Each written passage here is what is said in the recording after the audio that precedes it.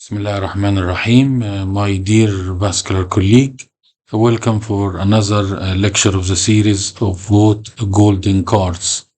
I would like to speak today that it's very important to remember information before the exam. Golden card is a way of collecting a lot of information and putting them in one page, which I think is very important for the exam and for patient management as well. If you photocopy this image, you will go into my storage of golden card, and I will try to explain most important images of them. This, if you want to save this image, this is where I store my golden card, and this time we're going to speak about the SVS, STS. Now, to solve a lot of the problem of the aorta, you need to thoroughly read and memorize a very important document. This is part of the first document, which is the SVS Vascular Society with the Thoracic Vascular Society. They made a very important document in 2020, which has been published, and they have summarized a lot of the nomenclature and the exact name of many of the pathologies that we see. And the second document is the last guideline by 2020 by the American Heart Association and American College of Cardiology. So I'm going to speak today about this document, which is SVS STS reporting standard document, which is very important document that you can memorize what you need to know before managing a patient. And this is very important for you to memorize. Now, I've tried to document what is important in this paper. We used to have a classification of DeBakey classification, DeBakey type 1 and type 2A and type 3A and 3B. If you type 1 is considered in Stanford, which is the commonest used abbreviation, as type A, which affecting the ascending aorta mainly, while type B, anything after the subclavian artery. The DeBakey, which is developed in 1965, did not have an exact.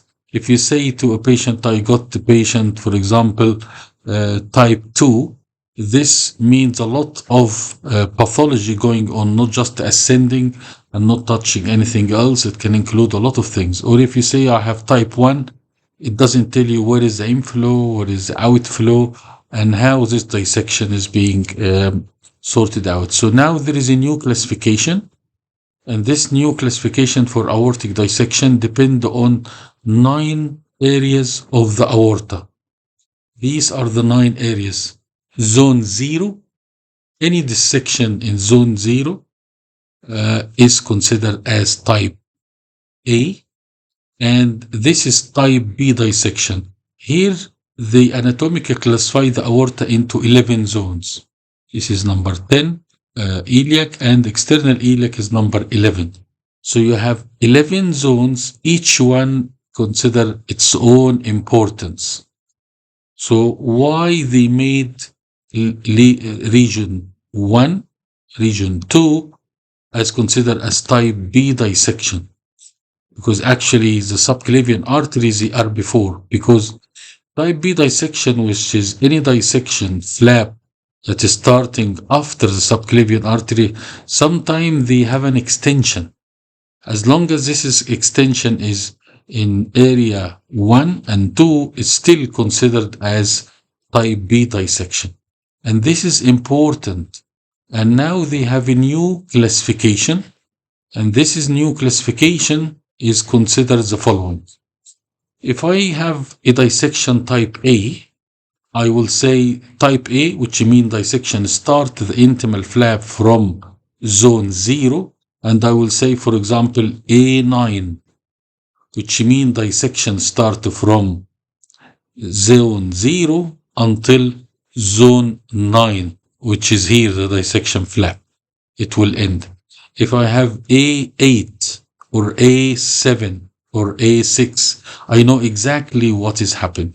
Now, for type B dissection, you need to say the inflow and the distal part of the dissection. So you need to say, for example, I have B1, 9. This means that the dissection flap starts at 1, it continues until 9. And here you must remember you put your proximal and distal. Proximal and distal. And these are the extent of the 9 zone. Well, some situation you are not sure where is the inflow of the dissection or where is the proximal tear. And this what we call unidentifiable or I. So I, which is I-identified, and this can be anywhere, but you're not sure with the current CT scan where does it start. Does it start as A or does it start at B? And so you can call it I0, for example, or I4 or I5. You don't know where is the entry tear, but it will end at this area. So this is a new anatomical classification. So let us apply this to this example, for example. You can see here, this example, also you can see this thrombosis, it's written here. So an aortic dissection with an entry tear at zone 1, you see it is zone 1, but still is type B dissection. So start at zone 1, as example illustrated, entry tear in zone 3, but the dissection process involves zone 1. So it extends until zone 9. So this is called B19. So this is called B19. Extend from A, part of its thrombosed. Well, is that common? Actually, according to the largest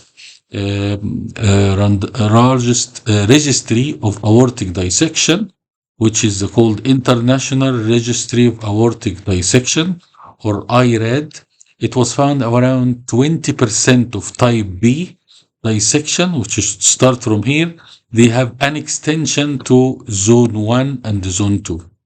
So in IRAD, 20% are this category, and this one you will call B19. So when you speak to another consultant want to refer the case, you tell him I got a dissection B19, then he will know exactly where the entry starts and where does it end. And let us see this example. This example is an aortic dissection with an entry tear at zone 0.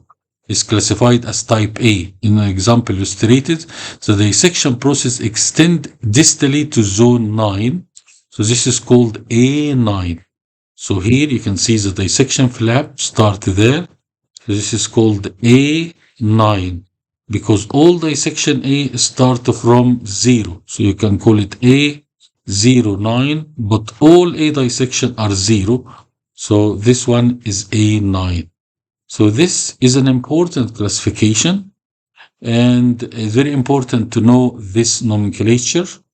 Now here they said there was a lot of talk about which is acute, which is chronic, and which is super acute or hyperacute, and now they define it that the hyperacute is less than 1 day, the acute is up to 2 weeks, and the subacute, which is up to 3 months. Anything above 3 months becomes a chronic. And here, very nice image to show you the evolution of the dissection. This is the acute dissection at day 0. This is after 2 weeks, so started to become subacute. This is at 6 weeks, 6 months. This is totally chronic after 1 year, after use. So there is remodeling. So it's very important to know the new anatomical classification into the 4 zones. I collected them, was giving some examples as well, and you must memorize them and memorize what is acute, what is subacute, and what is chronic. I wish you all the best, and thank you very much.